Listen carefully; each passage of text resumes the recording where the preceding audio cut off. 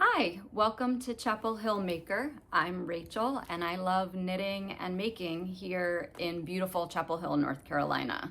Not quite so beautiful today, a little bit overcast and drizzly, but still beautiful nonetheless. As you can see, the leaves here are finally just about done, and that is putting me in the holiday spirit. We are ready for Thanksgiving, and then it will be full on all the way through New Year's. You can find me on Instagram as Chapel Hill Maker and Ravelry as well.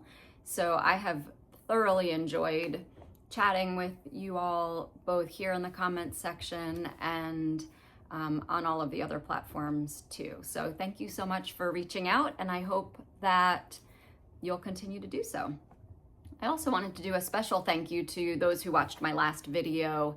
It was a little different style of a podcast where I shared my knitting journey from age 9 until now. And people were so kind in the comments, and I read every single word. I loved hearing your knitting stories and your knitting journeys, and I'm so taken with how many more similarities we all have than differences. So knitting has shown up for so many of us through so many different times, happiness and grief and challenges and stress and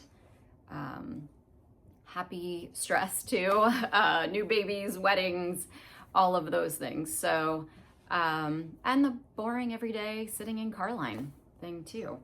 So just to jump right in, today's gonna be a regular style podcast, back to our regularly scheduled programming, and I'm glad you're here to join me today. You will probably hear Miss Mary Poppins, Poppi, in the background. She has a fresh bully stick and is really thoroughly enjoying it. You may hear Sawyer as well, as he likes to let us know what is going on outside of our house. Heaven forbid a leaf should fall. Heaven forbid a leaf should fall. He will tell us. So to start out, I have one FO today, and I am wearing it right now. This is the Cutie Collar by Agata Wilk. Let me make sure I'm saying it correctly. Yes, the Cutie Collar by Agata Wilk. And I'll come in close here. I don't know if you can see, it's a dark color. So it has these really cute eyelets as increases along the way. And I knit this from Stash in Holst Garn Supersoft in the color Denim, and Knitting for Olive, their Softsilk Mohair, in the color Deep Petroleum. And so I have been super into just dopamine knitting lately. These quick stash busting, not really stash busting, but stash utilizing projects where I see it on Ravelry. I run to my stash, pick out a couple skeins, and get to work. I couldn't be any happier with this, and I jokingly texted Maddie and said, I think I'm a collar girl now, and I don't know that it's a joke anymore. I think I'm a collar girl now.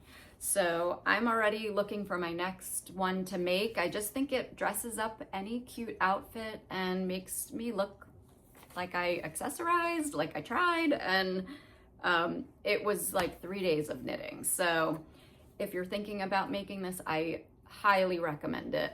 It has a pretty long I-cord. That's what took me probably the most time, was doing the I-cord finishings. It's an I-cord bind off and an applied I-cord as well, and then 2 I-cord ties so that you can put it on, but totally worth it. So this is the Cutie Collar by Agata Wilk, and I'll link it, of course, in the show notes. And this is your cue to hop on the collar train. The other thing I was gonna share today, and I'll give more sort of life stuff at the end, but I forgot to mention it on my last podcast. For those who have followed me for a while on Instagram, you may have seen my hashtag rachelswhoknit. And I have this theory that there are more Rachels who knit than any other name, probably because I'm Rachel and that's what I'm looking for. So there is no scientific analysis here, but a while back I did an Instagram post and tagged all the Rachels that I knew who knit. And so when we were in Rhinebeck, I was talking to Rachel from Table 10 and said, you know, I've been trying to make it a thing for a long time, hashtag Rachels who knit. And I'm gonna continue on my crusade here because, you know, everybody needs a cause to fight for. So this is the hill I'm gonna die on, is that there are more Rachels who knit than anybody else. And so if you are a Rachel who knits, I strongly encourage you to start using that hashtag on Instagram. You can use it on TikTok too, although I'm not a TikToker. I haven't figured out that platform quite yet. And I know it's brand new, so I'll wait to see if it takes off. So yeah, so if you're a Rachel who knits, please join me in using that hashtag. If you love a Rachel who knits, feel free to use that hashtag.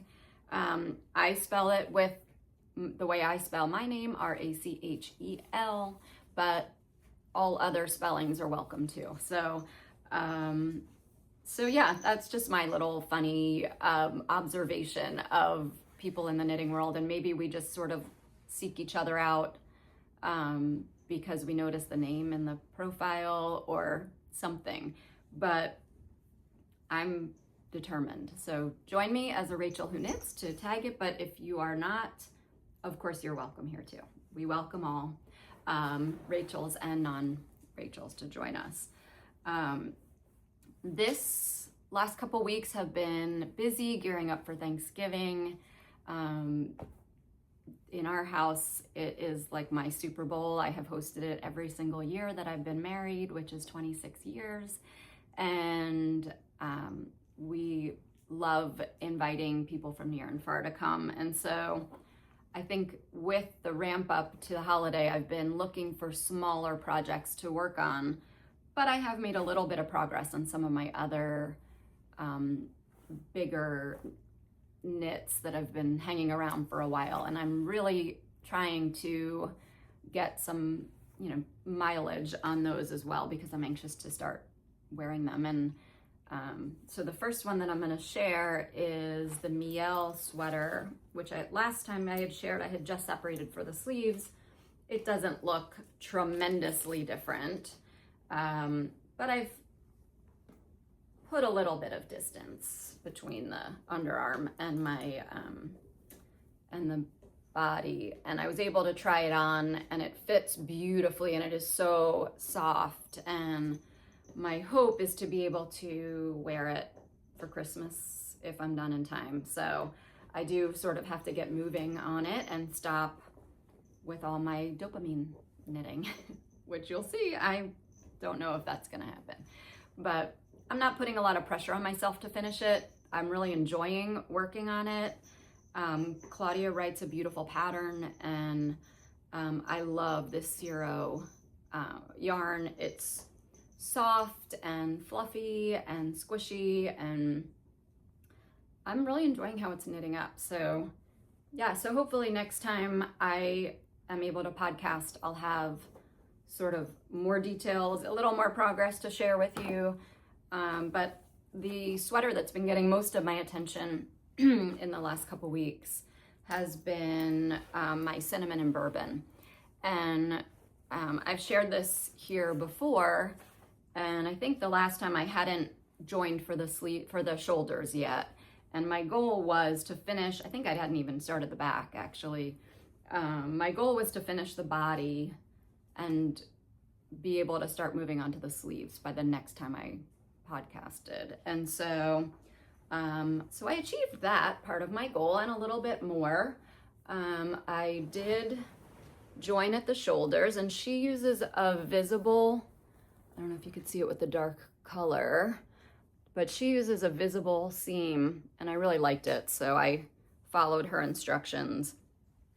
And I picked up for the collar, and it's a 2x2 rib on the collar, and it's definitely now starting to look like a sweater. So I have worked on this sleeve as well. I think I have 2 more decreases left before I can work even, and for some reason I'm finding this slow. I'm not usually sort of a sleeve island kind of person. I don't mind sleeves, but I did pick up for the 1 size larger.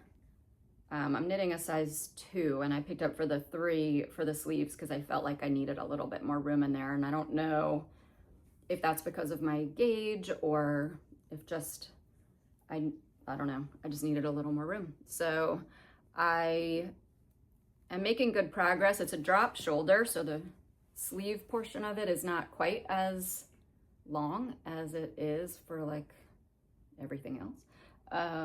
And so I think I'll be done with this sleeve sooner rather than later and pick up for number 2. And hopefully I will, I don't know, my goal is maybe I'll wear this for the next podcast, which would be so exciting because this has been on my needle since September. And I sort of keep leaving it and coming back and leaving it and coming back. And so I feel like now is her time to get some attention. So I've been picking this up as much as possible. I have a test knit that I'm working on for Alicia Plummer as well, which I haven't quite made as much progress as I need to on it. So I'm not going to share it here today, but that also has been taking a little bit of my attention. So that's the Cinnamon and Bourbon by Thea Colman. I can't remember if I had said that. And I'm making that in City Tweed DK by Knit Picks. And I blocked it, you know, I did a cursory block on the body and it didn't grow quite as much as I had expected. It's gonna be sort of right to my waistband on my jeans, but I really like the shape of it, and I think it's gonna be a sweater that I wear a lot, and I've enjoyed that. Let's see, what's next on my list? So I have 2 other small knits that I've been working on. For those of you who know me and know my family, you know, we are huge Carolina Hurricanes fans. We have been season ticket holders for, I think it's been 18 years now, and I knit at every single hockey game. What I usually try to do is I pick a project at the beginning of the season and I just start working on it, and I only work on it at every home game that I go to. And I don't make it to every single game. If I'm lucky, my husband and I go together, or my youngest daughter is a huge Caniac, and so either she and I will go or she and my husband will go. And so that's usually sort of the rotation of who is attending these games whenever possible. But for my home game knit this year, I've done 2 Musselburgh hats. I try to keep it to Carolina Hurricanes colors, which are red, black, and white. So I've done 2 Musselburgh hats over 2 seasons. I've done, last season I just sort of did a bunch of random socks. I didn't have sort of a good plan, and I don't know, we made it to the semifinals, so maybe I should do that instead. But as of right now, I'm working on this Tula hat, and that is by Katarina Linnhagen. Hopefully I'm pronouncing that correctly. And so this is being made in Mondim, dyed by Bieb Aimee. So it's Rosa Pomar Mondim sock yarn, which is 100% wool, and it was dyed by Amy at Bieb Aimee. And the color, which I'm not going to try to pronounce in French because my French is worse than my Italian, is, I just learned in preparation for this, the English word is Poppi in French, which seems fitting. And the construction of this is cool. It's sort of like the Oslo hat, if you've ever made one, by Petite Knit. But you knit a wide brim for a while. See if you can see that here, and then you sew it down. You do like basically you pick up the cast on edge, and you could do a provisional cast on. I'm not sure what she recommends actually, because I just did a long tail and then picked it up and knit them together. And then she has this is actually, it starts like this. So this is kind of the right side of it. And then you knit a little while, you do a few inches of ribbing to hold it tight to your head, and then you start knitting in the other direction. And so it's going to be a triple brim, which obviously seems really important here in North Carolina, but you'll fold it up, and that way you won't see the seam and you won't see any sort of wrong side when you flip up your brim. So her hat is done. It's called the Tula Mohair hat, and I didn't want to hold 2 skeins of yarn together because it just makes it harder to put in my little go bag for hockey. But so I'm just doing it straight with sock yarn. I did it on the suggested needles. I have not checked my gauge. I do think it's a little bit tight. I'm hoping that it'll grow a bit for when I soak it, but fortunately I have a pretty small head, and I hope to be wearing it at games at some point in the season. So I'll knit on this until I finish it. I picked a fingering weight, or I guess technically it's sport to DK weight hat, so that it would last me, for a bunch of games. And I am knitting this on a 2.5 needle. So, I think it's a US 2.5. Let's see if I can see it here. Yeah, I have it on a ChowGoo US 2.5 needle. So hopefully it'll take me a while. And then my last knit was also a Total Impulse cast on yesterday. It's called the Minimistle Wreath by Ver Knits, and I saw it show up, in the popular section of Ravelry, and just was like, okay, this is how I'm gonna start my holiday season knitting. And so I'm putting a picture here so you can see what the final product looks like, because I haven't gotten that far, but I have done a couple of the mistletoe leaves. And so it's basically, you get a wreath form and you make a bunch of these little mistletoe wreaths, and I've done, I think, 5 so far, and I'll have to decide how many I'm gonna use to fit on this form. And then the pattern also includes these little white berries that you knit to apply to it, and then a long red bow. So it's a pretty clean design, and it just spoke to me as soon as I saw it. So I immediately, of course, went to my my stash and looked for something that I had scraps in that I could use. And look at this cute bowl. My daughter painted it at like a pottery painting place. Isn't she just so creative? And so I am using the leftover Peer Gynt from my Olga cardigan. And then to try to give it a little bit of depth and dimension, I'm using this, which I think is a La Bien-Aimée. I can't remember the base, but I'll try to find it, from many years ago, if that's what it is. I did not save the label, just threw it in my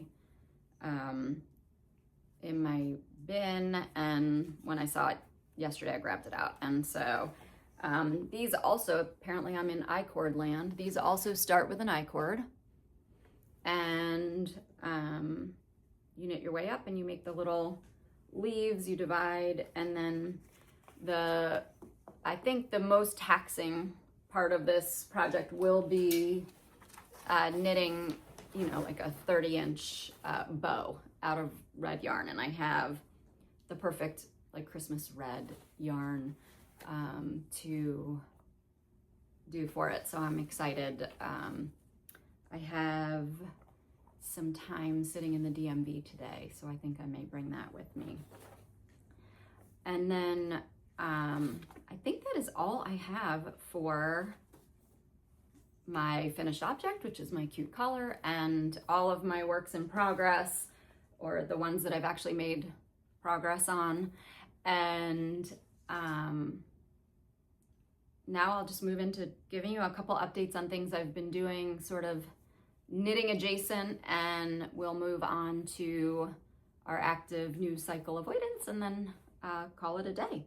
So over the weekend, I attended Michael at Piece for Piece Crafting. He had a Zoom meetup for people who watch his podcast or follow him on Instagram. And so I signed up for that. I had a little bit of time on Saturday. And so I got to sit and knit with other creators and other crafters. And it was so cool. They were from all over the place. And we just chatted about what we were working on and what we've been doing. And it had a very sort of 2020 vibe to it, hopping on Zoom and knitting. And I'm not fantastic at Zoom technology, but it was really cool to like see people's faces and to get to knit with them. You saw everybody sort of working away, and it was very funny because I was sitting here while we were on Zoom, and this particular spot, if you live in North Carolina, you may know that like late fall is kind of ladybug season, and we have ladybugs that come in and just sort of set up shop inside the house for a month or so, and then they go away. And like not one or two ladybugs, like a lot of ladybugs. And in addition to that, I have the added joy of somehow a few wasps tend to get in every November, and they fly around here in our ceiling. We sort of have an agreement that they stay up where they stay and I stay where I stay, and we don't bother each other. And then they move really slow. I think it says they're getting ready to go into hibernation or do whatever wasps do in the winter. And so I'm sitting here zooming and knitting, and I look over and one of the wasps decided to disregard our agreement, and he lands on a plant that I have right over there that you can't see. And I'm trying not to freak out. I don't like bugs. Excuse me. And then I look over, and not only is there and I'll put a picture here if you can see it, not only is there a wasp and ladybugs right in front of me while I'm trying to knit and zoom, but there was a salamander, or I don't know, some kind of a lizard, this big, little guy, just sitting on my windowsill. And that was kind of the final straw for me remaining calm on the Zoom. I was trying not to embarrass myself. So if you happen to have been on that Zoom, you may have seen me sort of jumping around out of frame. I finally had to turn my camera off and call in reinforcements, but it was pretty funny. But I loved getting to sit and knit with a bunch of folks. So I'm really appreciative to Michael for setting up that space. And if you're not watching him, definitely go give him a watch. He creates a really great environment for crafting and creating, and he's so creative and sweet. And so I just wanted to mention that. And then also I took a class on Modern Daily Knitting's website a couple weeks ago called Photograph Your Knits with Gayle Zucker. And if you were in Rhinebeck, she was the woman who was taking photos at the photo booth at Woolen Affair. And she is I didn't know then, but now I do, having taken this class. She's a really well-known and accomplished knitwear photographer, and I imagine photographer of other things too. But it was really cool to like take a class and sort of get suggestions on how to take better photos. And I think it was all good advice on how to take any kind of pictures, not just pictures of our own knits. But I learned a lot from that, and I love this is the second or third class I've taken online with MDK, and I can't recommend those classes any more highly. They are really well put together. They send out the recording after. A lot of times it's in the middle of the day during the week, and it's hard to either sit for the full time of the class or to participate at all, but they send out the recording later so you can go back and review things. And I really love what they're doing over there, and so I recommend their classes too. I think they have one coming up, it might have passed already, called Math for Knitters, and I was hoping to take that too, but it was at a time that I couldn't be a part of it, so I'm hoping they'll offer that again soon. And so yeah, it's a fun way to think about your to creatively think about, you know, your projects when they're done and give them sort of an extra life. And that has been my sort of knitting adjacent things. And as I said, we're gearing up for Thanksgiving. We're hosting a big group this year from out of town and in town, and can't wait. We sort of do it up big and serve a lot of people. We're 6 in our family to start with, and then love having others join us. So I hope that however you celebrate Thanksgiving, it is meaningful for you. I know everybody has a different approach to the holidays, and it's not always easy for everybody.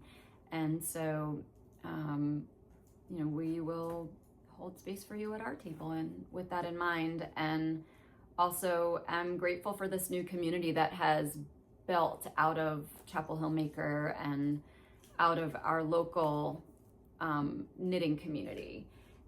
To that end, I had coffee this week with Naya, and you can give her a follow on Instagram as well. And she is a local knitter and crafter and maker. She's into everything, a young mom and a student, and we had been chatting on Instagram and ended up meeting up for coffee, and she made me this lovely mixed media journal with a stamp that she made, and a really sweet note in the back saying, "I am thankful you love community the way I do. Thank you for the support you have shown me thus far. This is a little zine to document any time you show up for community. Keep it as a reminder to continue to show up." And I loved that message. And she and I just met, and we became fast friends, and it was great. So to that end, here's to community, and whether it's virtual or in real life. And then the last thing is my active news cycle, Avoidance, which I have been listening to so many books and not as many podcasts. I think I was saying last time, I've been working my way through my Libby queue. I've been really trying to focus on using the Libby app, and I actually really kind of like waiting for a book to become available. It's exciting. And so I finished the Moonflower Murders. That's an Anthony Horowitz book, and I'm waiting. It's going to be a while, but I'm waiting for the number 3 in that series. And I really enjoy, I think I was telling you last time, it's a book within a book. It jumps back and forth between, you know, what the author sort of bills as like a traditional, like Sherlock Holmes style murder mystery, up to modern day where it's like a real life mystery. And so it's fun to have it go back and forth, and it definitely keeps your attention. And I love to listen to it while I'm knitting.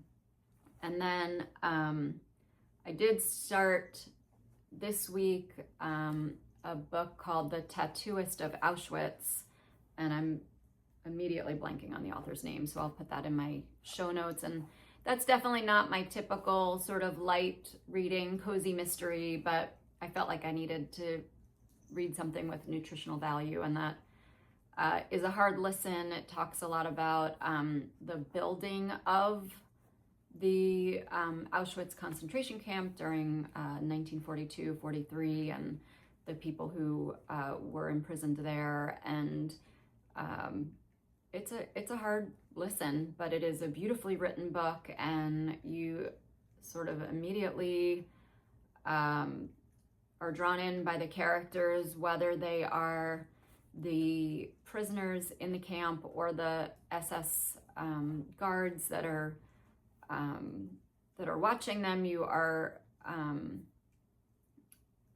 they do a really good job of sort of giving you the whole person on all of these characters. And so I'm definitely invested in the story, but I can't quite listen to it in big chunks. It's a heavy read, but I'm enjoying it thus far. So I expect that my next book that I jump into will be a lot lighter, and I'll need a little bit more escapism. So, but that has been my active news cycle avoidance. So thank you so much for joining me today. I love catching up with you. I feel like I'm starting to be able to get into a rhythm with this, and the holidays are going to totally throw that off. So next time I film, I probably will not be in this spot because we put a giant Christmas tree here. And so I may have to find another place to film. And I imagine that filming may be a little bit spotty over the holidays, and I'll plan to kind of rejoin a regular schedule in January of, it's been about every other week, but I recorded this a little bit early because the next week or so is going to be hectic with Thanksgiving and then getting ready, decorating the house and getting ready for Christmas. So we are a family that celebrates all the things. We're a multi-faith family, so we just dive full in come December, and I'm looking forward to it. I'm here for all of it. So again, thank you so much for joining me. I have loved chatting with you, and please continue commenting. I try to respond to every single one. If I don't respond, YouTube sometimes is a little weird with letting me know when there are comments. If I don't respond, it's not because I didn't want to, it's because I probably didn't see it.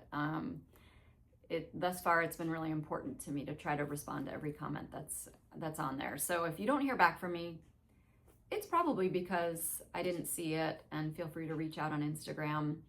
And I will continue to attempt to respond to all the comments as much as I possibly can, and know that I really do look, and I appreciate them, and I appreciate you for watching. Thank you so much, and I hope you have a great day.